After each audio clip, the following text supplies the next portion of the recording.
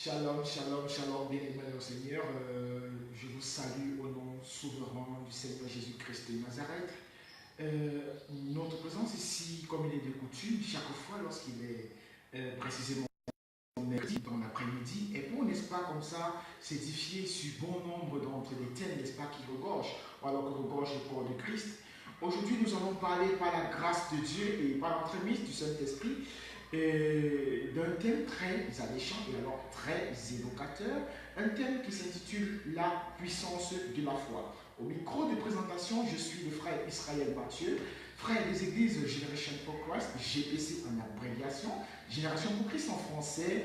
Nous avons comme pour invité permanent et de manière recrudescente, permettez-moi la redondance, l'apôtre Patrick Canard, visionnaire de ces églises. Bonjour apôtre. Bonjour, bonjour à vous, bonjour aussi chers téléauditeurs. Vous êtes bénis dans le nom de Jésus. Voici, nous rappelons ici à tout l'auditoire que vous êtes visionnaire des églises GPC dans le monde et de manière locale.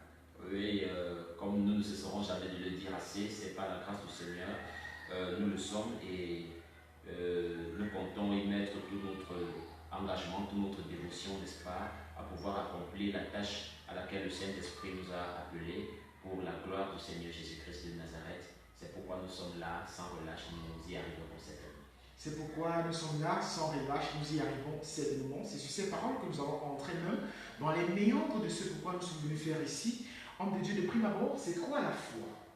Déjà, la foi, c'est déjà comme ça, en grec, je vais commencer par grec, ça parle de pistis.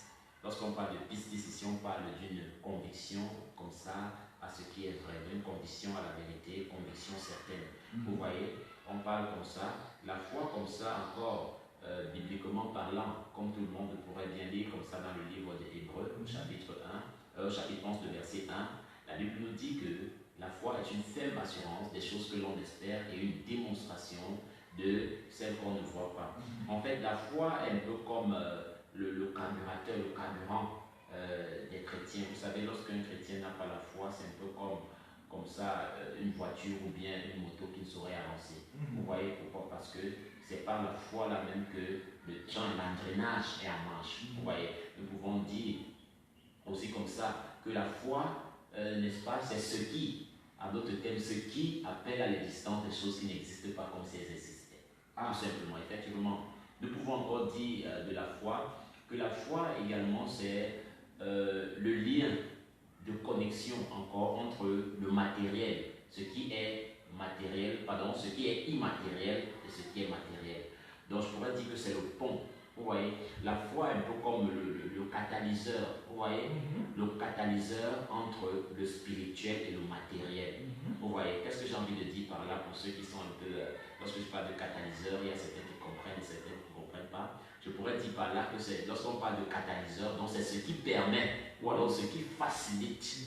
Vous voyez un peu, lorsqu'on parle de catalyseur, n'est-ce pas, ça permet que l'immatériel ou alors le spirituel se dépose ou bien devienne matériel ou physique. Vous voyez, donc cela c'est la foi qui le permet. C'est pourquoi j'ai parlé de catalyseur. Vous savez, même dans des réactions de synthèse, pour ceux qui ont un peu fait la chimie, vous allez vous rendre compte qu'il y a plusieurs catalyseurs. Vous voyez effectivement que dans la transformation de plusieurs réactions chimiques, on a besoin toujours de catalyseurs, donc c'est-à-dire la substance là qui va permettre que la réaction se passe dans des bonnes conditions. Et là, comme ça, dans le domaine spirituel, nous parlons de la foi également, pour pouvoir permettre que l'invisible devienne visible, l'immatériel devient matériel, le spirituel devient charnel. Donc, si nous comprenons bien, la foi est le catalyseur des chrétiens. Donc, ce n'est pas à la foi que nous puissions, comment dire, ramener ce qui est immatériel au matériel. Effectivement. Alors, homme de Dieu, puisque nous parlons du thème intitulé La puissance de la foi, alors quelle corrélation y a-t-il entre la puissance et la foi? Quelle corrélation y a-t-il entre la puissance et la foi? Vous savez, comme nous l'avons dit déjà de prime abord, la foi déjà est une puissance en elle-même. Parce que rien que de la posséder, cela reviendrait déjà à manifester la puissance. Vous savez, dans le règne de l'esprit, c'est-à-dire dans le monde invisible, lorsque je parle dans le monde invisible, ce n'est pas seulement le monde exotérique. Vous voyez, lorsque je parle du monde invisible, vous savez, les esprits sont invisibles et Dieu lui-même est esprit. Vous voyez que pour que Dieu comme ça envoie son fils Jésus-Christ sur la terre, il fallait bien qu'une femme ait la foi. Il faudrait bien quelle est la foi en la parole de l'ange. Parce qu'il faudrait dire que Jésus, comme ça le Seigneur ne serait pas entré, ne saurait entrer comme ça dans le ventre d'une personne qui n'a pas eu la foi en la parole que l'ange lui a dit, que le Seigneur lui a dit. Vous voyez, donc vous voyez que Jésus existait déjà dans le ciel. Vous voyez, mais il fallait manifester une foi comme ça pour pouvoir l'amener comme ça dans un monde matériel, effectivement, parce qu'il existait déjà quelque part. C'est pourquoi j'ai dit que la foi permet de pouvoir prendre, n'est-ce pas, ce qui est invisible, apporter ça au visible. Vous voyez, voilà pourquoi également je pourrais faire comme ça une brèche pour dire que vous allez vous rendre compte que beaucoup de personnes comme ça sont ce qu'elles disent, ce qu'elles confessent en fait. Vous voyez, la foi, on parle aussi de confession. La foi, c'est ce que nous vivons. En fait, c'est une seconde nature également. Vous voyez. Donc, la corrélation entre la puissance et la foi, nous pouvons dire que la foi en elle-même, et nous disons que la foi en elle-même est une puissance. Et la foi manifeste également la puissance. C'est la foi, n'est-ce pas, qui amène la puissance. C'est pourquoi le Maître, le Seigneur Jésus-Christ a dit ceci, que si, comme ça, vous avez la foi comme un grain de moutarde, comme un grain de sénévé, alors vous pourrez dire à cette montagne, comme ça, ôte-toi de là et jette-toi dans la mer, et cela se fera ainsi. Et cela se fera ainsi. Alors, nous allons poursuivre avec une question, la question suivante. Homme de Dieu, puisqu'il s'agit d'une mission chrétienne, alors est-ce que la foi est juste l'apanage, n'est-ce pas, comme ça, des chrétiens, ou alors c'est une histoire commune de tout le monde? Oui, déjà, il faudrait comprendre quelque chose de très important avec la foi. C'est que la foi, c'est d'abord une croyance. C'est une conviction, comme nous l'avons dit. Vous voyez, donc la foi, nous ne pouvons pas tout simplement dire que c'est la foi qui est l'apanage des chrétiens seulement. Vous voyez, pourquoi? Parce que la foi, c'est une conviction. Vous voyez, même des marabouts, des charlatans, tout ça, et des sorciers même, ont la foi en ce qu'ils font, au cas où certains ne le savent pas. Vous voyez, il y a dans le monde comme ça des ténèbres des gens qui jeûnent seulement pour faire du mal. Ils ont la foi en ce qu'ils sont en train de faire. Vous voyez, voilà pourquoi leurs mauvaises actions, comme ça, se matérialisent dans la vie de ceux-là qui sont des simples. Vous voyez, effectivement, pourquoi? Parce que ces personnes-là croient en ce qu'elles font. Et croire en ce que tu fais matérialise déjà la foi. Vous voyez un peu? Vous voyez, c'est croire en cela. Regardez, lorsque, par exemple, une personne veut vous faire du mal. Vous voyez, lorsque un sorcier peut-être veut vous faire du mal, si nous prenons cet exemple-là, vous voyez que cette personne-là, peut-être, il y a des représentations comme ça qu'on appelle des témoins. Vous voyez, il y a des témoins. Le témoin peut être une poupée. Vous voyez, effectivement, le témoin peut être une poupée, peut être comme ça, je ne sais pas, même un objet, n'importe lequel. Un point de contact. Un point de contact, mais tout simplement qui a comme ça un de vos objets qui vous appartient, peut-être votre cheveu, peut-être votre ongle, peut-être votre, je ne sais pas trop quoi, ce qui vous appartient, même vos sous-vêtements, même n'importe quoi. Vous voyez, et là maintenant, ce marabout-là, ce sorcier, sait, il a la foi qu'en peut-être injectant comme ça cette poupée qui était imbibée de votre, d'un élément qui vous appartient personnellement de votre corps, il sait que ça va vous atteindre. Et là, il manifeste cette foi-là. Vous voyez, et cette foi-là, on ne peut pas dire que c'est une foi forcément positive. Vous voyez, cette foi-là, c'est pour faire du mal. Il a la foi, mais la foi en la puissance de Satan. La foi et la conviction en ce qu'il fait pour nuire. C'est pourquoi il faudrait bien orienter et recadrer la foi. Vous voyez, la foi chrétienne est différente des simples foi en tant que simple conviction. Parce que vous voyez même une personne même qui n'est même pas sorcier, qui n'est même pas peut-être méchant, entre guillemets, vous voyez, elle peut manifester la foi. Vous voyez une personne comme ça qui a confiance que non, quand moi je vais composer cet examen, je réussirai. Et ça ne s'appuie pas forcément sur quelque chose, mais il a cette conviction-là que je réussirai, il se donne des efforts de réussir, il a la foi là. Vous voyez, c'est cette conviction-là qui n'est pas encore arrivée. Vous voyez, lorsque la personne n'a pas encore peut-être composé, mais la personne a cette foi que non, la chose y arrivera. Vous voyez, et cette personne a cette assurance, cette ferme assurance, comme on l'a dit, et il est même prêt, comme ça, à démontrer. C'est pourquoi la Bible nous dit très bien dans le livre d'Hébreux chapitre 1 que la foi est une ferme assurance des choses que l'on ne voit pas, une démonstration. Vous voyez un peu, une ferme assurance des choses que l'on espère, une démonstration de celles qu'on ne voit pas. Donc ça, c'est la foi courante. La foi que tout le monde peut y avoir, même si ce ne sont pas des chrétiens. Dans le livre d'Hébreux 11, au verset 1 là. Donc c'est une foi que tout le monde peut matérialiser. Vous voyez, mais maintenant, en tant que chrétiens, nous manifestons la foi orientée vers la puissance du Seigneur. C'est elle donc qui attire maintenant les grâces divines, qui permet, ou alors qui catalyse, qui permet en sorte que les grâces divines deviennent comme ça matériels. Vous voyez, parce que tout ça c'est d'abord spirituel, que ce soit les bénédictions de Dieu, que ce soit les grâces de Dieu, que ce soit n'importe quoi, nous appelons ça comme ça par la foi. Donc vous voyez effectivement que la foi n'est pas seulement ceux des chrétiens, mais les chrétiens ont une foi orientée vers le Seigneur Jésus-Christ de Nazareth, vers sa parole, vers ses promesses. En ses promesses, vous voyez, donc la foi aux chrétiens est tellement différente de la foi d'une tierce personne, différente de la foi d'un charlatan et tout cela. Alors, homme de Dieu, si telle est réellement la définition de la foi, telle que vous l'avez dit tantôt dans le livre de Hébreux 11, verset 6, que c'est une ferme assurance des choses qu'on espère, une démonstration là de cette chose qu'on ne voit pas. Alors, homme de Dieu, comment expliquez-vous le fait que Pierre n'a-t-il pas pu manifester cette foi lorsque le Seigneur Jésus-Christ, notre Maître à tous, lui demandait de le retrouver sur la mer? Pourquoi à un moment donné, lui qui était tellement assuré que voilà, il devait marcher, pourquoi à un moment donné, il a perdu cette foi illico presto, homme de Dieu? J'aime la question. J'aime la question pourquoi? Parce que vous me poussez à parler de quelque chose de très intéressant. Vous voyez, la foi, bien qu'étant une seule, dans la nouvelle alliance, se manifeste en trois parties bien égales. Parce que la foi, maintenant, est scindée en trois parties. Vous voyez, et vous allez comprendre lorsque je vais expliquer tout à l'heure, nous scindons la foi en trois parties dans le Nouveau Testament. Vous voyez, la foi en tant que fruit de l'esprit. Vous voyez, la foi en tant que fruit de l'esprit dans le livre de Galates chapitre 5, au verset 22, vous allez vous rendre compte que la foi est également un fruit de l'esprit ici. Vous voyez, la foi, c'est également un fruit de l'esprit. Je vais aller directement avec le téléphone pour que nous comprenions rapidement, pour que j'aille plus vite. Vous voyez, la foi en tant que fruit de l'esprit. Vous voyez, et la foi en tant que fruit de l'esprit, c'est la foi, n'est-ce pas, qui nous permet comme ça d'être sauvés. Vous voyez, c'est la foi qui nous permet d'être sauvés. Parce que c'est cette foi-là qui nous maintient en tant que chrétiens, parce que nous permet de ne pas nous décourager, nous permet de ne pas tomber comme ça dans les ruses du diable. Vous comprenez? Donc c'est ça le fruit de l'esprit. Elle nous permet toujours d'avoir comme ça une vie chrétienne au top et de ne pas permettre que Satan puisse comme ça nous déstabiliser. Vous voyez? C'est également cette foi-là comme ça qui est également dans le livre de Romains au chapitre 10, verset 9. Vous allez vous rendre compte que la Bible nous dit dans Romains chapitre 10, au verset 9, c'est si tu confesses de ta bouche le Seigneur Jésus et si tu crois dans ton cœur que Dieu l'a ressuscité d'entre les morts, alors tu seras sauvé. Vous comprenez un peu? Donc c'est cette foi-là, la foi qui sauve.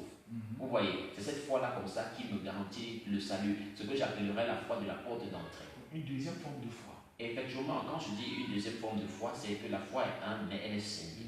La foi est une, pardon, tant pour moi, mais elle est scindée dans le domaine de la compréhension et de la matérialisation.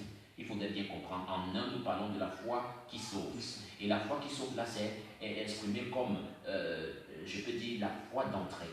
Et c'est cette foi-là qui est également assimilée à la foi du fruit de l'esprit. Vous voyez, cette foi qui te permet de tenir zen debout face à toutes les tentations, les épreuves. Tu sais effectivement que tu es sauvé. Et je confesse de ma bouche, vous voyez, en croyant dans mon cœur que je suis sauvé. Ça, c'est cette foi-là. Vous voyez, mais maintenant, en deux, nous pouvons parler de la foi en tant que don de l'esprit. La foi maintenant en tant que don de l'esprit, c'est cette foi-là maintenant que vous voulez parler.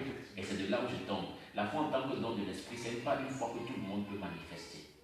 Vous comprenez? Parce que c'est cette foi-ci que vous n'auriez jamais eue si vous n'aviez pas ce don. Et cette fois-ci, c'est une foi qui est donnée pour opérer quelque chose de précis pour la gloire de Dieu. Vous comprenez? Pour opérer peut-être un miracle, un prodige, vous comprenez? Donc c'est ça qu'il faudrait bien comprendre dans le domaine de la foi. Donc si je pouvais encore ajouter quelque chose, donc c'est la foi qui est accordée pour accomplir une tâche particulière. Vous voyez, pour accomplir une tâche vraiment spécifique. C'est la foi là qui est dans le livre de 1 Corinthiens, au chapitre 12, comme ça, le verset 9. Vous allez vous rendre compte que c'est une foi, c'est le don de la foi, c'est pour opérer un miracle net, comme ce fut le cas comme ça de l'apôtre Pierre dans le récit que vous venez de faire. Vous avez dit que le Seigneur Jésus-Christ a dit avance, rejoins-moi comme ça, et il a d'abord cru. Mais puisqu'il a manqué comme ça de ce don-là comme ça en lui, qui lui permettait de continuer, parce que ce don-là t'empêche de douter en fait. Ça c'est encore plus profond. Ce don t'empêche de douter. Voilà pourquoi vous allez vous rendre compte que ce n'est pas tout le monde qui peut opérer un certain nombre de miracles, un certain nombre de prodiges. Pourquoi? Parce qu'il y a la foi en tant que don de Dieu. Voilà pourquoi les apôtres ont dit au Seigneur Jésus, Seigneur, augmente-nous la foi. Vous voyez? Ah bon, cela se trouve dans 1 Corinthiens 12, 9, tel que vous avez dit. Effectivement. Vous pouvez lire si vous voulez. Et je lis au nom de Jésus. À un autre, la foi par le même esprit. À un autre, le don de guérison par le même esprit. Exactement. À un autre, le don d'opérer des miracles. Oui. À un autre, la prophétie. Effectivement, là, nous voyons la foi en tant qu'un don de l'esprit. Vous voyez, au même titre que le don de guérison, au même titre que le don de miracle, au même titre que le don de prophétie. Vous voyez, donc c'est également un don. Et lorsque c'est un don, cela est clair que cela ne vient pas de vous. Vous voyez, effectivement. Et ce don-là vous permet de faire les choses que ceux qui n'ont pas le don-là ne peuvent pas faire. Vous comprenez maintenant? Ceux qui n'ont pas le don de cette foi ne peuvent pas faire. C'est ça qu'on appelle le don de la foi. Et vous allez vous rendre compte que généralement, pour tous ceux-là et celles qui veulent être utilisés, ou bien qui sont utilisés puissamment par le Seigneur les donne toujours le don de la foi.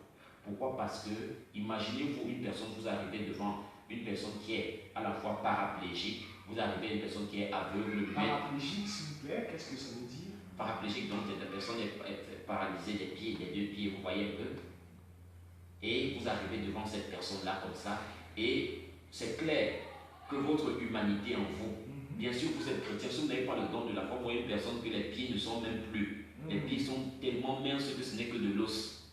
Il vous faut seulement le don de la foi pour pouvoir croire, sans douter, comme Pierre devait croire comme ça en marchant sur l'eau et qui n'avait pas encore le don de la foi. Vous comprenez? Vous devez croire que non, seul Jésus est capable de faire ça et sans douter. Voilà pourquoi le Seigneur Jésus-Christ a dit, comme ça par la bouche de son serviteur, l'apôtre Jacques, dans le livre de Jacques chapitre 1 au verset 6, il a dit ceci, il a dit, celui qui demande quelque chose au Seigneur en doutant de la chose qu'il a encore de demander, ne s'imagine même pas recevoir. Vous comprenez? Donc ne s'imagine même pas. Et vous voyez effectivement que plusieurs personnes peut-être prient comme ça pour don de guérison, tout ça, parce que le Seigneur Jésus-Christ a dit voici les miracles qui accompagneront tous ceux qui auront cru. Et plusieurs croient que c'est une formalité. Non, ce n'est pas une formalité, c'est qu'il faudrait d'abord avoir le don de la foi. Mais cependant, il faudrait savoir qu'on ne peut pas avoir le don de la foi sans toutefois d'abord avoir la foi d'entrée, qui est la foi qui sauve, la foi que tous les chrétiens ont. Vous comprenez? Ce n'est qu'à ce niveau-là que vous pouvez dire Seigneur, augmente-nous la foi. Parce que, bien sûr que tu as la foi pour être sauvé, mais maintenant, est-ce que tu as la foi pour opérer des miracles, que Dieu t'utilise pour opérer des miracles, pour opérer des prodiges, pour opérer des signes? C'est de ça qu'il est question. Et la question que vous avez posée, Pierre n'avait pas encore cela. Vous voyez, il n'avait pas encore. Mais Pierre a eu cela, le don de la foi, au baptême de la Pentecôte. C'est pourquoi il s'est rendu à la porte de la bête. Il a trouvé comme ça le mendiant paraplégique qui était toujours là comme ça à la porte de la belle et qui mendiait. Tous les jours on le voyait. Mais avant, Pierre n'avait pas pu comme ça le guérir.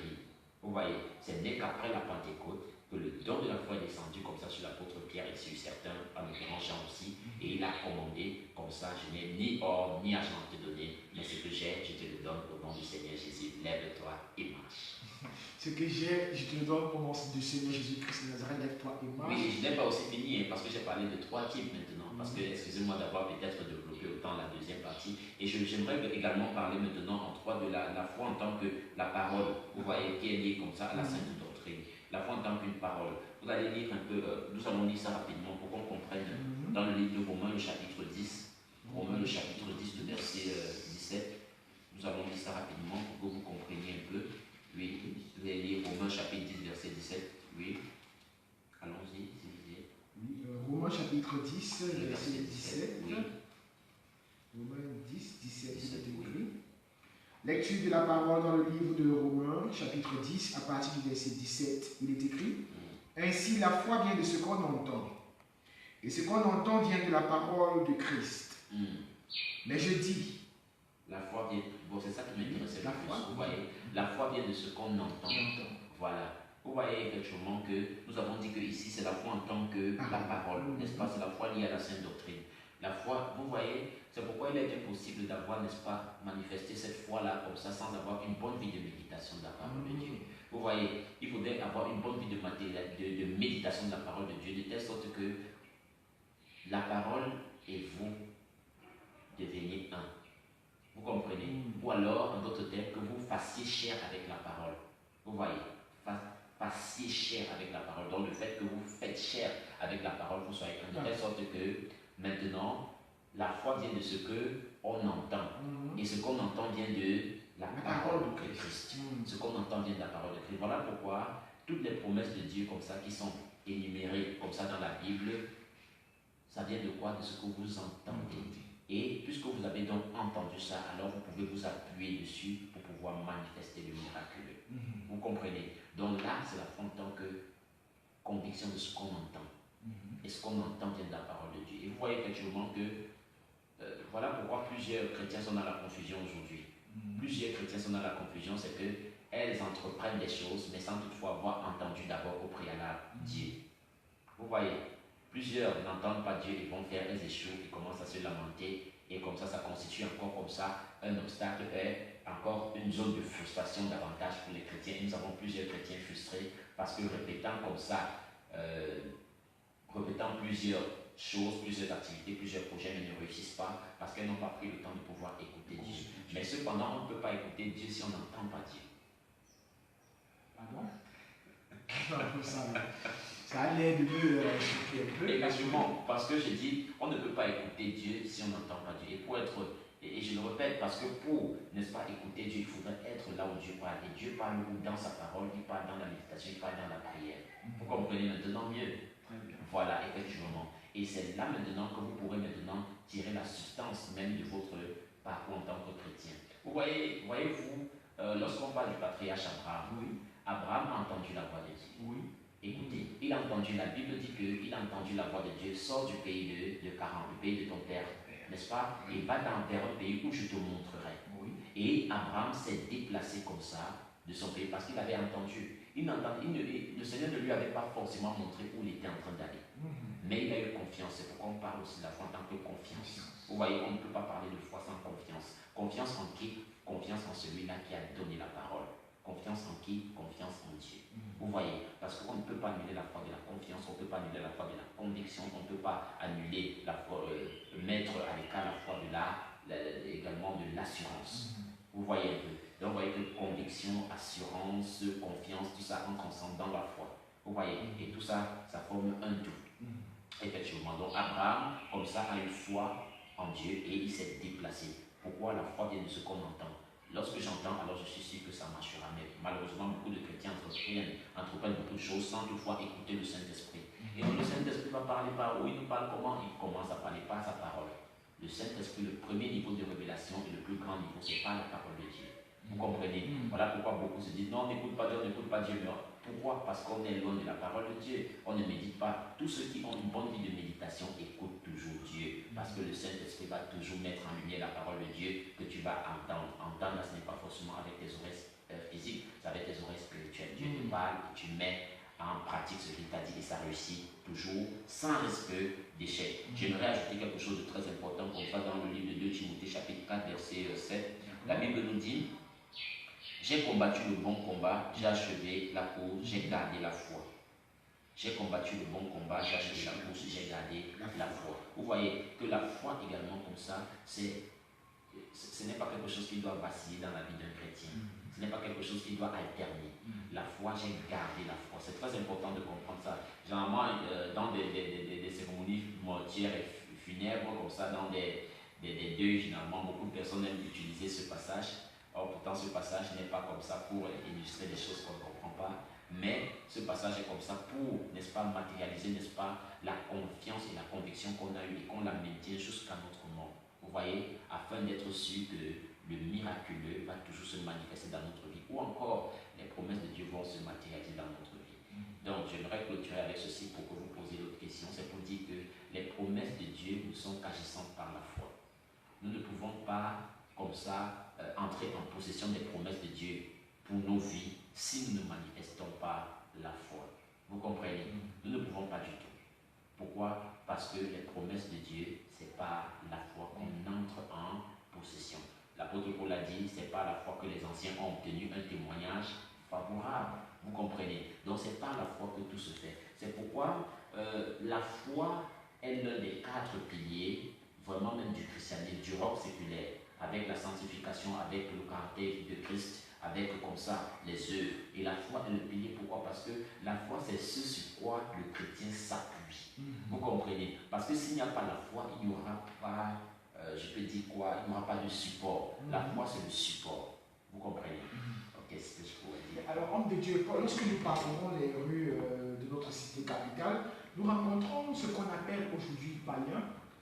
Et ils nous disent, lorsqu'on leur parle de la foi en Dieu, ils nous disent que voilà, ils n'ont pas besoin de mettre leur foi en un Dieu qu'ils ne voient pas, parce qu'ils veulent un Dieu palpable, d'où ils vont se confier en des crânes, pour ceux qui sont de droite, je ne suis pas en train de les fustiger, ils vont se confier en des crânes et Bouddha et autres, et ils disent qu'ils vivent les manifestations en leur confiance en leur Dieu, entre guillemets. Alors, comment est-ce qu'il faut procéder pour les dissuader afin de les amener à croire réellement au vrai Dieu, homme de Dieu? Oui, déjà, il faudrait savoir que Satan est très subtil. Le démon est également très subtil. Voyez-vous, lorsque un homme, n'est-ce pas, accorde une importance particulière, n'est-ce pas, comme ça, à un animal, à un arbre, à une pierre, à une roche, vous allez vous rendre compte que Satan, voyant dans son cœur et l'objet de sa dévotion, va donc, n'est-ce pas, le maintenir dans cette croyance. En faisant quoi? Parce que le but de Satan, c'est de maintenir les hommes dans l'ignorance. N'oubliez pas. C'est pourquoi donc il va investir avec ces démons. Ce lieu, ça peut être comme ça peut être ce crâne. Vous trouvez même que le crâne commence à bouger. Pourtant, la vie est sortie du crâne depuis, c'est un démon. Vous voyez souvent que l'arbre est en train de bouger. Je vous dis que nous avons un témoignage dans mon village où j'ai écouté comme ça qu'il y a un arbre comme ça qui bougeait. Et même qu'on a fendu, comme ça l'arbre et le sang humain est sorti. Dans un arbre, effectivement. Pourquoi comme ça? Parce que, effectivement, les hommes ont vu l'arbre bouger, parce qu'ils ont vu l'arbre certainement très grand avec beaucoup de branches, ont commencé à vouer un culte à cet arbre-là. Les démons, donc, remarquant cela, ont donc investi comme ça cet arbre et ont fait de cet arbre un autel satanique où il y avait des sacrifices de sorcellerie, comme ça, où des personnes même étaient tuées, et l'arbre est devenu même un autre monde. Et c'est pourquoi lorsqu'on fendait l'arbre et comme le sang humain sortait, pourquoi? Parce que ça, ce sont des sacrifices, ce sont des lieux de sacrifice. Et les hommes comme ça, qui sont aveuglés, il faudrait le dire comme ça, par le monde des ténèbres, comme ça, poussent davantage et prennent ce lieu-là comme ça pour un lieu d'adoration. Mais en réalité, ça devient un culte à Satan, ça devient un culte en l'honneur de Satan, comme le culte à Moloch. Moloch, vous voyez comme ça, Moloch qui sacrifiait et qui tuait des bébés, qui faisait brûler des bébés même au feu. Il faudrait voir, et même dans certaines civilisations aujourd'hui, ce n'est pas encore fini. Vous voyez, donc où Satan maintient des personnes comme ça dans une bassesse terrible, dans l'idolâtrie. C'est la même chose avec Dagon, le dieu poisson, lorsque vous lisez comme ça dans 1 Samuel chapitre 4, oui, on va vous parler comme ça de Dagon. Effectivement, Dagon c'est le dieu poisson.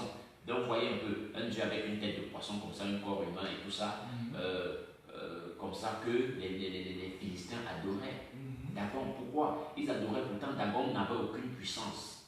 Dagon n'avait aucune puissance. La cause c'est que lorsque l'âge d'alliance de l'Éternel était enfermé dans la même maisonnée que Dagon, Dagon venait à chaque fois, le peuple des Philistins venait à chaque fois trouver Dagon face contre terre en train de se prosterner devant l'âge de l'Éternel, effectivement, pour montrer qu'ils n'avaient aucune puissance. Et lorsqu'ils ont insisté, ils l'ont relevé, maintenant ils ont trouvé la tête de Dagon coupée maintenant. Vous comprenez?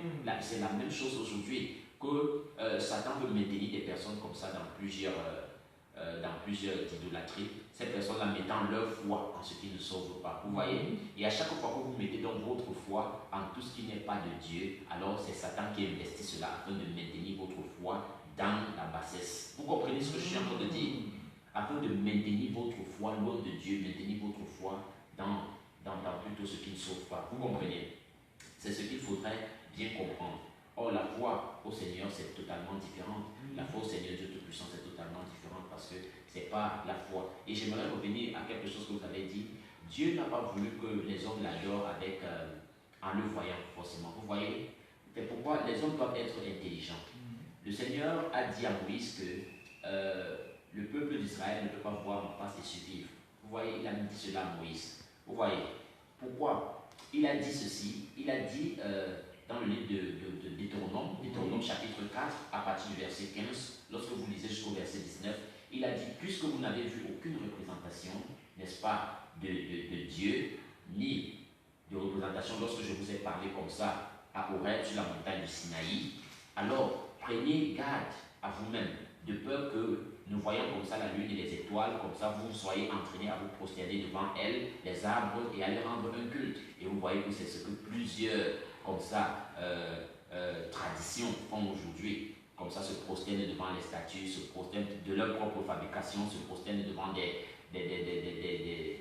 sculptures, se prosternent devant des arbres, devant des pierres précieuses, devant même la lune, devant les étoiles, l'armée du ciel, et tout cela. Vous comprenez? Cela, comme ça, ces personnes mettent leur foi en ces choses-là et ça ne sauve pas. Et Satan les maintient dans ces choses en les faisant des pseudo-prodiges pour les maintenir à l'intérieur. Vous voyez, cela ne sauve pas du tout. La foi est dans le nom du Seigneur seul. Voilà pourquoi le Seigneur Jésus-Christ a dit encore comme ça à la femme samaritaine que l'heure vient où les vrais adorateurs adoreront le Père en esprit et en vérité. Mais beaucoup ne veulent pas adorer le Père en esprit.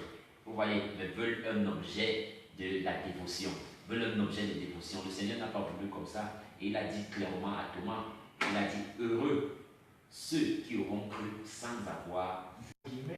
Et on nous dit clairement qu'il a vu une représentation de ce que c'est que l'Éternel. Donc il pouvait mieux aller auprès de cette... Donc en fait, il pouvait mieux se forger cette représentation et prier mieux. Mais aujourd'hui, on nous dit de prier Dieu en esprit sans avoir vu. Beaucoup n'arrivent pas à le faire. Pourtant, Moïse a vu le dos de Dieu, il a vu la face de Dieu. Déjà, il faudrait comprendre une chose, c'est que Moïse, comme ça, n'a pas vu Dieu, contrairement à ce que vous pensez. Moïse a vu le dos de Dieu. Et là aussi, c'est un mystère. Vous comprenez? Moïse n'a pas vu Dieu parce qu'aucun homme ne peut voir Dieu dans sa gloire et sa majesté subie à cause de la chair. Vous comprenez?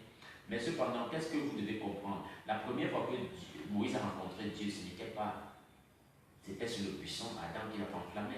Vous comprenez? La première fois. Et il a fait beaucoup d'années. La volonté de Dieu, Dieu aurait pu apparaître à Moïse. Il aurait même pu apparaître comme ça à Abraham. Comme ça que, ok, nous voici le Dieu. Mais il a utilisé la face des hommes, des trois hommes comme ça qui ont apparu. Ce n'était pas forcément leur visage. Tout comme je choquerai encore plusieurs personnes en leur disant que même Jésus sur la terre a arboré plusieurs apparences. Vous comprenez? Il suffira de lire Jean chapitre 20. Là, vous comprendrez que Jésus était différent sur le chemin d'Emmaüs. Il était différent avec son visage lorsqu'il a été ressuscité, parce que ressemblant au jardinier.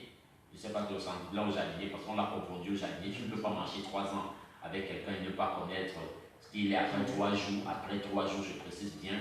Et vous voyez effectivement, il a apparu à ses disciples encore. Lorsqu'il a été ressuscité, il a apparu à une multitude de 400 personnes. Comme ça, lorsqu'il a été ressuscité, à plusieurs personnes, mais c'était des apparences différentes et ils ne le reconnurent pas tous. Il a apparu à Pierre et à Jean qui étaient en train de pécher, à Pierre et à Jean qui étaient en train de pécher, et ils ne l'ont pas connu d'aussitôt. Il fallait que le disciple que Jésus aimait comme femme puisse comme ça reconnaître par l'esprit que voilà le Seigneur. Et il a dit à Pierre que voilà le Seigneur. Pourtant, c'était un homme qui était placé là depuis sur les rivages. Donc il faudrait comprendre que la volonté de Dieu n'est pas que nous voyons Dieu avec notre chair. Nous voyons que nous voyons Dieu avec notre nom, mais que nous croyons en lui sans avoir vu. C'est de là même qu'on parle de la foi. Parce que la foi, on ne peut pas parler même de foi si tu vois déjà la chose. Vous comprenez? Parce que la foi vient lorsque la chose n'est pas encore matérialisée. Vous comprenez? C'est là que la foi vient. Et là maintenant, lorsque je crois, je peux maintenant amener l'immatérialisable à devenir matérialisable. Vous voyez un peu? C'est pourquoi on dit Dieu appelle à l'existence des choses qui n'existent pas comme si elles existaient. Les choses qui n'existent pas. Donc, exemple, je ne vois rien, ça n'existe pas.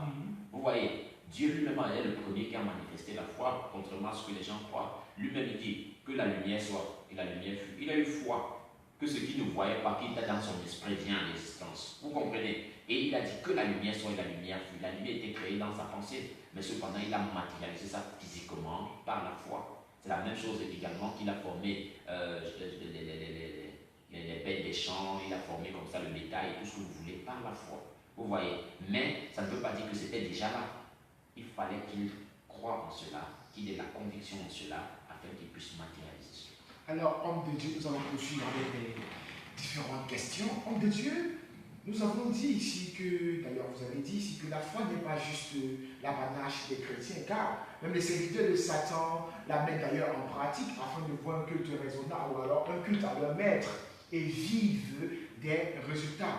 Mais par contre, nous voyons que les chrétiens, en ce qui concerne les chrétiens, ce n'est pas véritablement ça. Pourquoi? Parce que beaucoup font mi-chemin, beaucoup abandonnent. D'où ma question, quelle serait réellement la cause d'un tel laxisme en ce qui concerne les enfants de Dieu avec leur foi? Oui, il faudrait déjà comprendre quelque chose de très important avec la foi. C'est que la foi, c'est quelque chose qui s'entretient.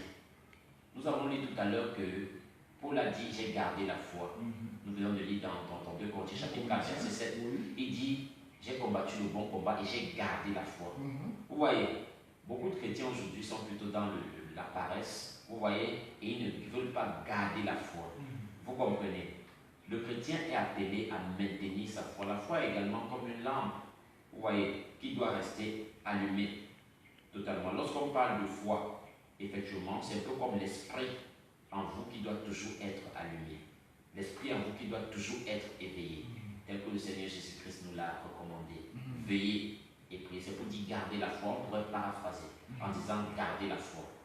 N'est-ce pas? Car votre adversaire, le diable, rôde comme un lion rugissant, cherchant qui il dévorera. Vous voyez? Donc c'est très important de comprendre cela. Donc la foi, en réalité, vous voyez pourquoi plusieurs chrétiens aujourd'hui chancellent et tombent. Ce n'est rien d'autre à cause de la vie de convoitise, vous voyez, et de la vie de facilité. Pourquoi? Parce que lorsqu'on a la foi, ce n'est pas, la foi parle de promesses aussi. Vous voyez, la foi parle des promesses de Dieu qui doivent être matérialisées.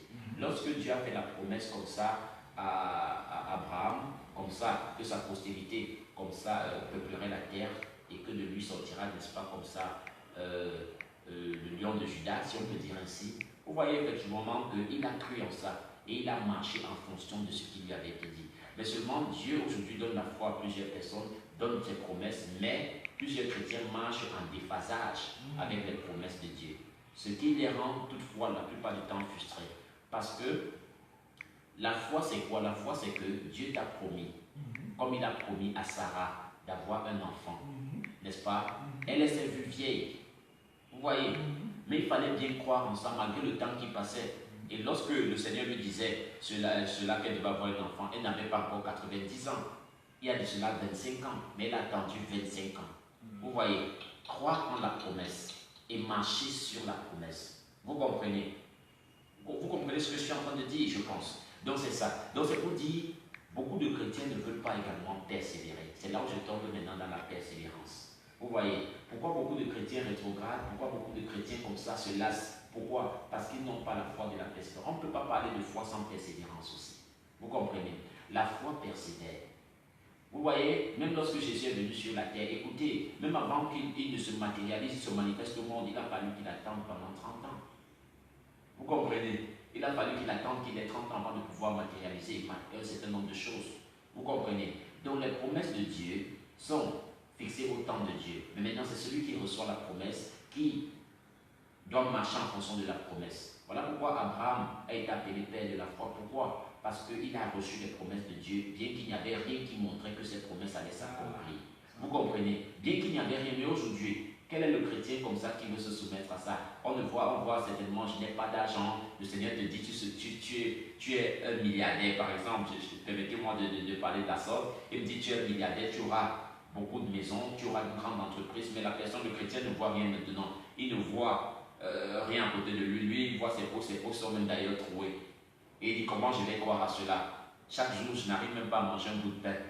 Mais le Seigneur me dit que je suis un milliardaire, j'ai des maisons et tout ça. Non, non, Seigneur, non. Or, Abraham n'avait rien de tout ça, mais il a cru en cela. Et c'est donc de cette persévérance-là que se matérialise maintenant par la foi persévérante. Je dis bien la foi persévérante, la matérialisation maintenant des promesses de Dieu.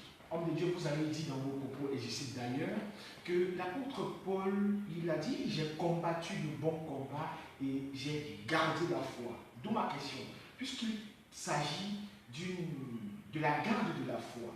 Alors comment est-ce qu'on peut faire pour, n'est-ce pas, comme ça, entretenir cette foi afin de la garder dans les jours à venir. Comment on peut faire pour entretenir la foi? Déjà, il faudrait savoir que la foi est un véritable bouclier. Conformément à Éphésiens chapitre 6, lorsque vous allez lire, comme ça à partir du verset 12, si j'ai bonne mémoire, vous allez voir Éphésiens chapitre 6, à partir du verset, nous allons lire ça rapidement, oui. Éphésiens chapitre 6, à partir du verset, pas forcément 12, mais à partir du verset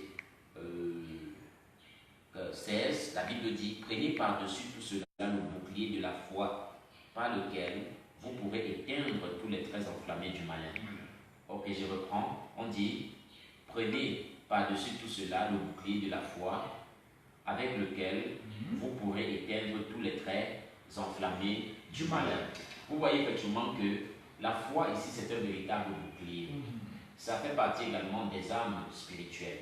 Parce que le Seigneur nous a donné des armes spirituelles avec comme ça la justice, comme ça la cuirasse de la justice, avec la ceinture de la vérité, avec le casque du salut, avec le zèle que donne l'évangile de paix, les souliers comme ça que donne l'évangile de paix, avec l'épée de l'esprit. Vous comprenez un peu, la foi est le bouclier. Et lorsqu'on parle foi maintenant en tant que bouclier, ça nous permet effectivement de persévérer, de garder cette foi-là. Vous voyez, parce que imaginez-vous, Satan, le but de Satan, c'est de faire chavirer votre foi. Voilà pourquoi nous demandons aux chrétiens: comment va ta foi? Par exemple, comment va ta foi? Il y a beaucoup de soldats, parce que tous les chrétiens sont des soldats pour combattre contre l'armée de Satan. Vous voyez, plusieurs chrétiens comme ça n'ont pas de bouclier. Non pas de bouclier, c'est-à-dire ne peuvent pas comme ça contrecarrer les assauts de Satan, parce que Satan va toujours lancer des flèches. Et les flèches de Satan, ça peut être quoi? Ça peut être la persécution. Vous comprenez? Ça peut être la persécution que vous vivez au quotidien.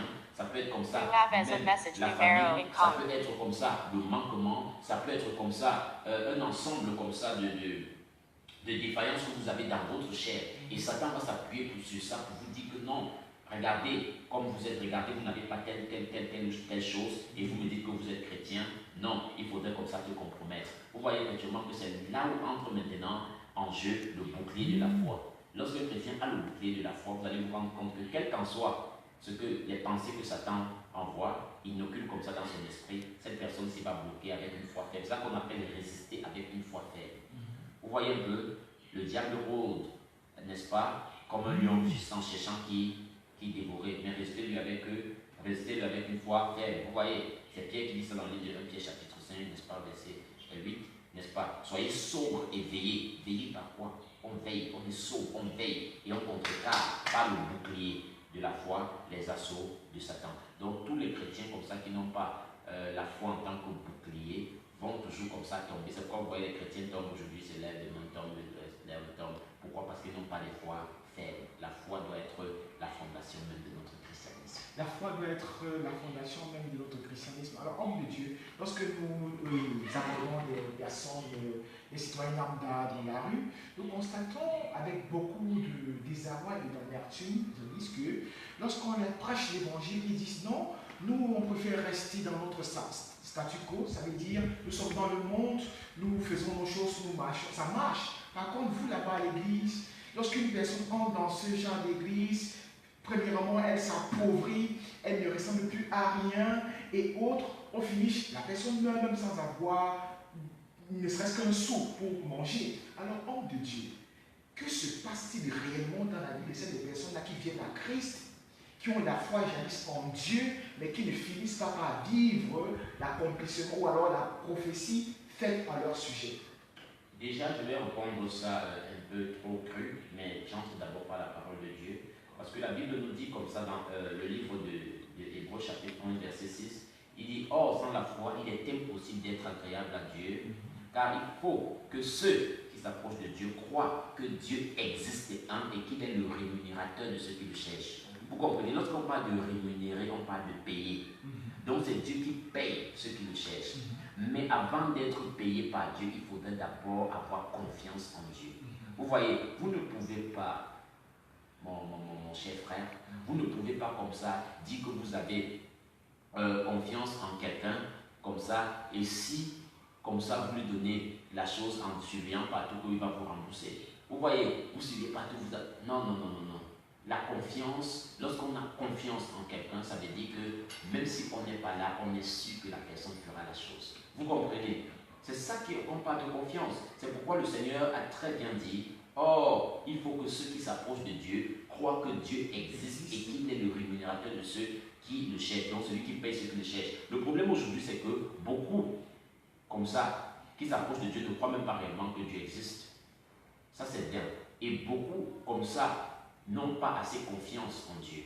Pourquoi? Parce qu'avec Dieu, c'est soit tu as confiance en moi, soit tu n'as pas confiance en moi. C'est pourquoi, quels qu'en soient les actes que vous posez en tant qu'enfant de Dieu, que ce soit pour donner vos dîmes, vos offrandes et toutes vos libéralités chrétiennes, tout se fait par la foi. Parce que si vous donnez seulement, ou bien vous donnez parce qu'on vous a forcé à donner, vous ne verrez jamais le résultat. Vous comprenez? Vous ne verrez pas le résultat. Tout se fait dans le royaume de Dieu par la foi. Je vous le dis en toute vérité. Voilà pourquoi toutes ces personnes qui disent que non, elles ont donné, après se sont appauvries, il faudrait regarder avec quel esprit est donné. C'est ce qu'il faudrait vérifier. Parce que la vérité, c'est que lorsque nous donnons, nous ne donnons pas à un homme, mais nous donnons selon la parole de Dieu. N'oubliez pas que nous avons dit la foi vient de ce qu'on entend. N'avons-nous pas entendu ça dans la parole de Dieu? Que cette parole, et effectivement, ça veut dire qu'une personne, si elle croit dans ce qu'elle entend, alors le Seigneur va également rémunérer cette personne-là en fonction de ce qu'elle a entendu. C'est tout simplement cela. Mais plusieurs personnes aujourd'hui aimeraient, comme ça, avec un esprit de dispute, avec un esprit d'avarice, venir comme ça, tester Dieu, tenter Dieu. On ne tente pas Dieu. On vient avec comme un enfant et on obéit à la parole. Alors, homme de Dieu qui parle, n'est-ce pas, comme ça, de foi, fait aussi référence ou alors recours à l'inquiétude et à la peur. Alors, ma question est celle de savoir comment est-ce qu'il faut procéder, n'est-ce pas, pour remédier, n'est-ce pas, comme ça, à ce poison qui gangrène et qui méduse, n'est-ce pas, comme ça, la vie des enfants de Dieu. Oui, déjà, vous avez parlé ici de la peur, vous avez parlé ici de la frayeur et tout cela. Vous voyez, l'apôtre comme ça a dit à Timothée, l'apôtre Paul, il a dit, vous n'avez pas reçu un esprit de timidité pour être encore dans la crainte, n'est-ce pas? Nous avons reçu comme ça un esprit d'adoption, de force. Vous voyez. Donc, et on ne peut pas recevoir cet esprit de force si ce n'est pas par la foi. Regardez, voyez-vous comme ça, dans le livre de Daniel, il y a 3 jeunes hommes qu'on appelait Shadrach, Meshach et Abednego. Shadrach, Meshach et Abednego, c'était les compagnons de Belshazzar, qui étaient appelés Daniel. Vous voyez? Et ces personnes-ci, comme ça, avaient été confrontées comme ça à un dilemme que s'il y a plusieurs chrétiens aujourd'hui, ne se seraient pas en sortis, ils ne s'en sortiraient même pas encore aujourd'hui. Pourquoi? Parce que c'était question soit d'honorer Dieu, soit d'adorer une idole, c'est-à-dire en l'occurrence Nebuchadnezzar. Beaucoup de personnes aujourd'hui allaient préférer adorer leur président, préférer adorer comme ça le chef d'État, au lieu comme ça d'obéir au Seigneur. Vous voyez, Shadrach, Meshach et Abednego comme ça avaient refusé de se prosterner devant la statue de Nebuchadnezzar, roi de Babylone. Vous voyez, et voulaient mettre à l'épreuve pour tester leur foi, effectivement, pour voir s'ils avaient peur, parce que le roi se disait effectivement que la peur devait les pousser à céder. Comme c'est le cas de plusieurs chrétiens aujourd'hui, qui cèdent à cause de la peur. Peut-être qu'il y a des personnes comme ça qui sont non-croyantes dans votre famille qui viennent vous influencer que non, renoncez sinon je ne vous donne pas telle chose, renoncez sinon je vais vous brutaliser. Et là, comme ça, les chrétiens disent, oh, je renonce au Seigneur à cause de la peur. Vous voyez que cela ne devrait pas être le cas. Parce que la foi au Seigneur, c'est la conviction au Seigneur. De croire également qu'il est capable de te délivrer de tout. Vous voyez, mon Rédempteur est vivant, disait Job, et c'est lui qui s'élèvera le dernier. Vous comprenez? Et vous allez effectivement voir comme ça que ces 3 personnages-ci comme ça ont résisté à Nebuchadnezzar. Et Nebuchadnezzar demandait qu'on chauffe encore cette fois la fournaise ardente, parce qu'il y avait une fournaise ardente réservée pour les rebelles. Mais pour ces 3 jeunes gens, on avait encore chauffé cette fois la fournaise ardente. Et que se passa-t-il? Ils ont dit au roi Nebuchadnezzar qu'ils préfèrent mourir parce qu'ils savent au roi que leur Dieu est capable de leur délivrer. Que même s'il ne veut pas, même si Dieu ne les délivre pas, ils savent quand même que Dieu est capable de les délivrer. Vous comprenez cela? Donc de foi. Oh my God. Et c'est pourquoi nous avons bien fait d'élucider sur le début, que Dieu est capable de les délivrer. Et ces personnes-ci étaient prêtes à la mort. Vous voyez, lorsqu'on a confiance en Dieu, on est prêt à tout pour Dieu parce qu'on sait que rien n'est impossible à Dieu et rien n'est impossible à celui qui croit. Vous comprenez? C'est ça que le Seigneur Jésus-Christ a dit, que rien n'est impossible à Dieu, rien n'est impossible à celui qui croit. Mais cependant, aujourd'hui, beaucoup de personnes ne manifestent pas la foi. Vous voyez, ce n'est pas la foi. Ces 3 jeunes hommes ont été jetés dans la fournaise ardente et ceux qui sont allés les jeter, c'est eux-mêmes qui ont été calcinés parce que les flammes étaient vraiment brûlantes, les flammes étaient tellement ardentes et ils ont été tous calcinés, ces soldats-là. Mais que se passa-t-il? Vous voyez effectivement que ces trois jeunes gens comme ça n'étaient plus seuls. Écoutez, lorsque vous matérialisez la foi, vous avez confiance en Jésus, vous ne serez jamais seul.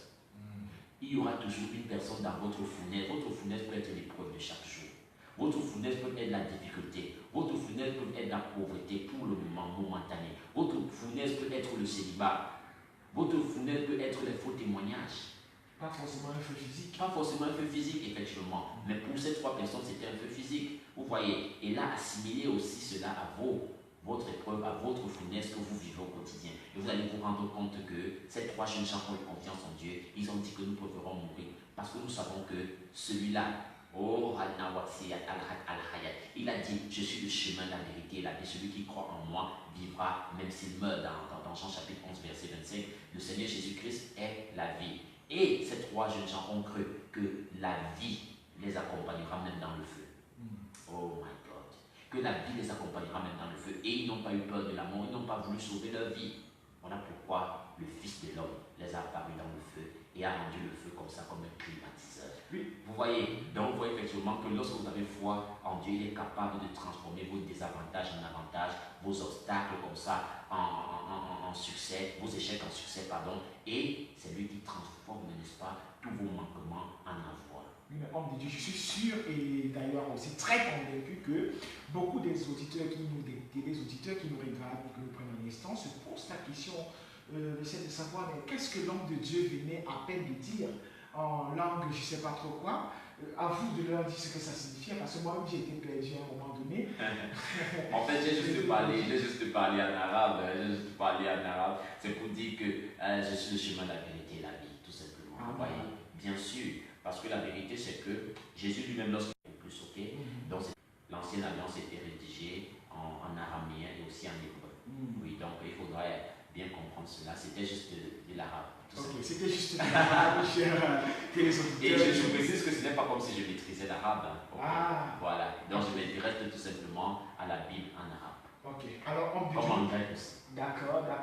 Homme de Dieu, permettez-moi de vous poser une des avant-dernières questions, d'ailleurs.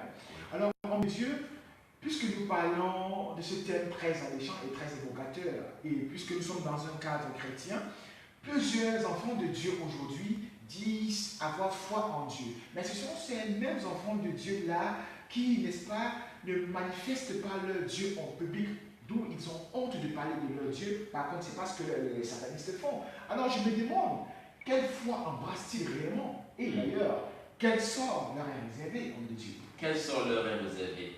Vous savez, le Seigneur Jésus-Christ a dit, celui qui a honte de moi devant les hommes, alors j'aurai honte de lui devant les anges, devant les anges de Dieu et devant mon Père. Vous voyez, celui qui a honte de moi comme ça devant les hommes, alors moi aussi, j'aurai honte de lui. Vous voyez, car quiconque aura, dans Luc chapitre 9, verset 26, car quiconque aura honte de moi et de mes paroles, le Fils de l'homme aura honte de lui quand il viendra dans sa gloire et dans celle du Père et des saints anges. Vous voyez, donc la volonté de Dieu, c'est que celui qui ne se témoigne pas publiquement pour Jésus-Christ, vous voyez un peu, n'est pas de Dieu.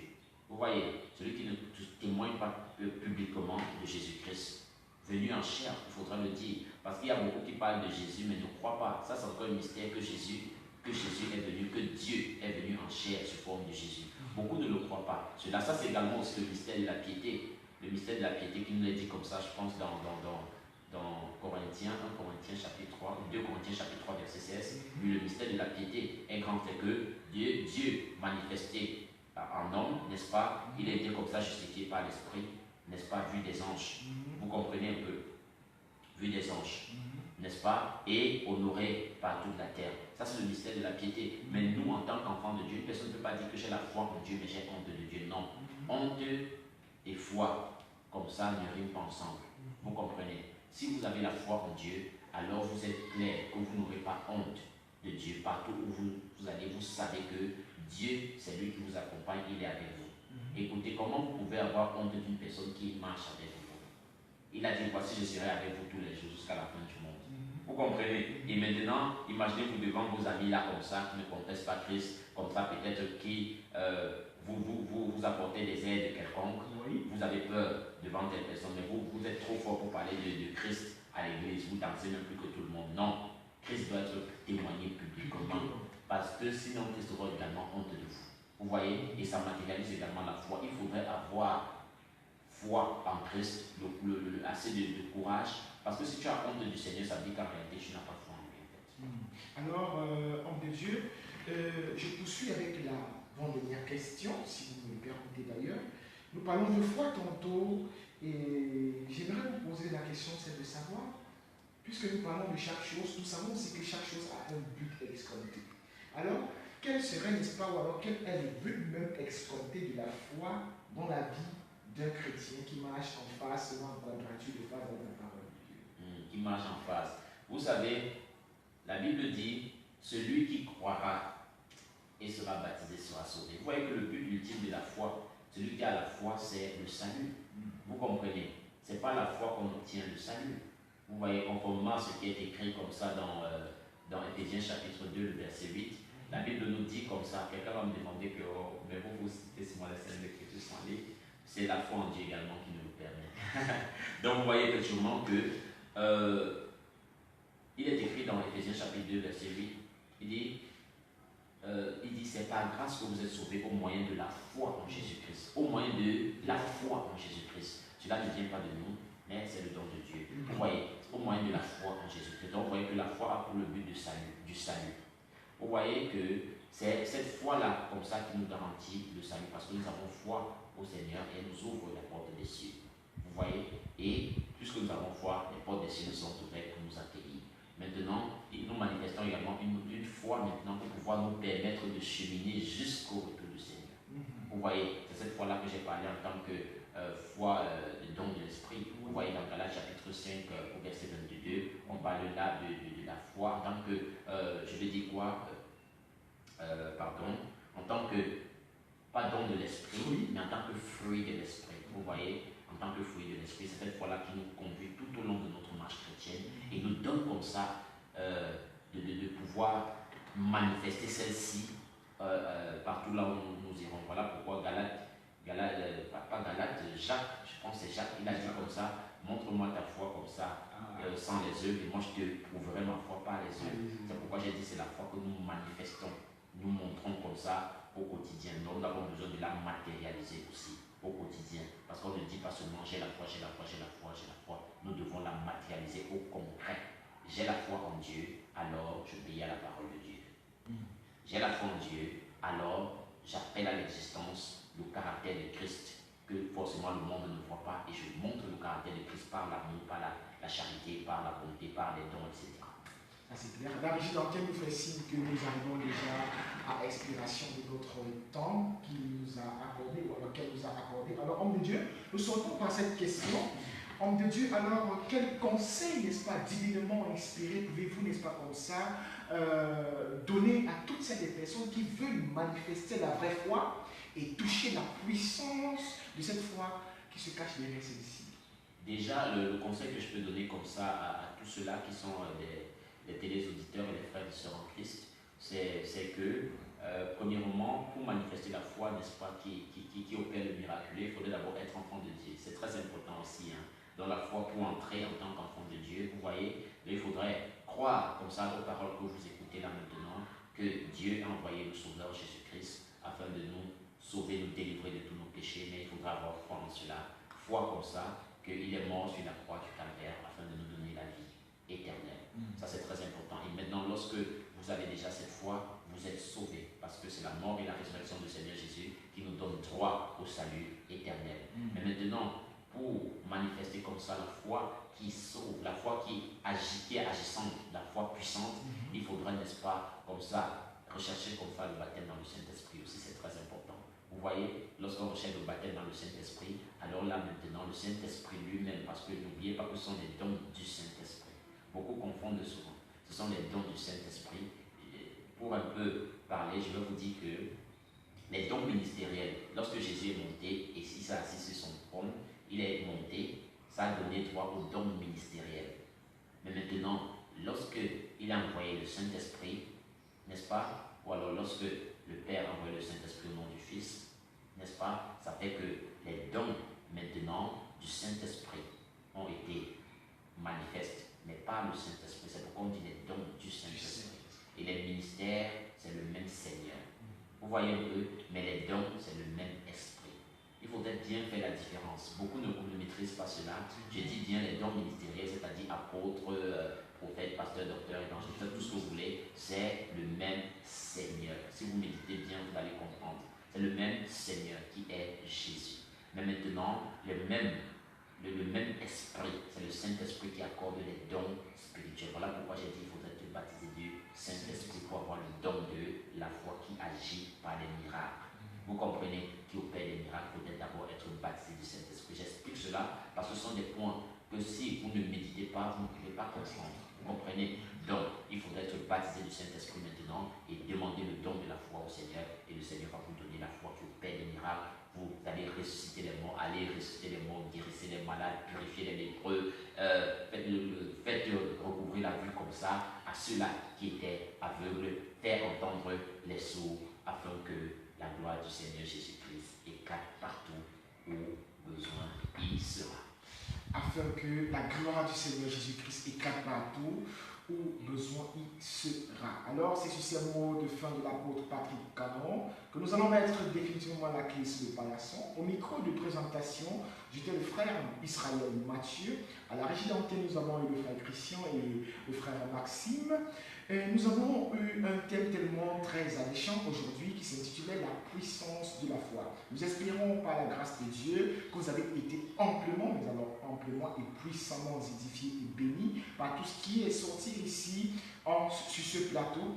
Alors, homme de Dieu, pouvez-vous dire un mot de l'expositeur? Déjà, vous êtes bénis dans le nom puissant de Jésus-Christ. Plus de Dieu de grâce comme ça, vous accordez la grâce de la foi à tous ceux-là qui veulent comme ça le don de la foi. C'est encore possible que le Seigneur vous accorde cette foi dans le nom de Jésus-Christ de Nazareth. Que la foi comme ça qui surpasse l'or et l'argent, comme ça vous soit multipliée dans le nom puissant de Jésus-Christ. Je prie que votre foi augmente au nom de Jésus. Si tu as la foi pour que ta foi augmente, reçois cela au nom de Jésus-Christ de Nazareth.